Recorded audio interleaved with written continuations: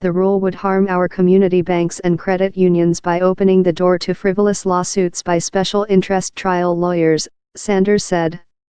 Democratic lawmakers said the CFPB's rule would have given consumers more leverage to stop companies from financial wrongdoing.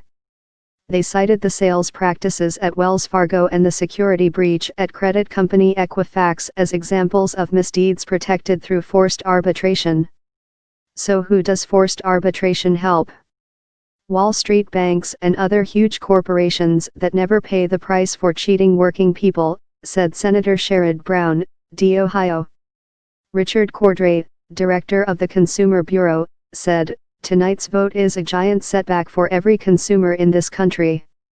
Wall Street won and ordinary people lost. This vote means the courtroom doors will remain closed for groups of people seeking justice and relief when they are wronged by a company."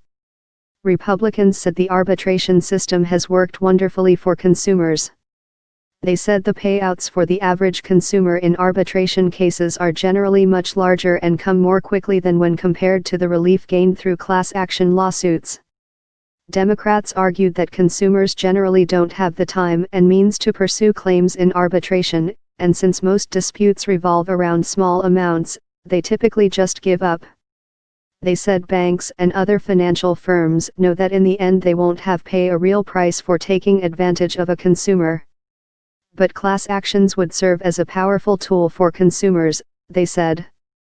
"Once again, we're helping the powerful against the powerless," said Senate Minority Leader Chuck Schumer, DNY, as the Senate neared the vote, sensing the Democrats would lose.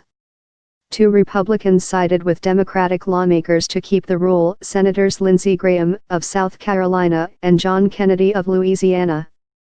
The advocacy group Consumers Union and several veterans groups, including the American Legion, lobbied to keep the rule. They said consumers would still have the option to use arbitration to resolve a dispute, if both parties want to go that route. Without the CFPB rule, consumers can be forced into a rigged system where they have no recourse. "It's a disgrace," said Linda Lipson, CEO of the American Association for Justice, an advocacy group that works to improve the legal system. The American Bankers Association cheered the Senate vote.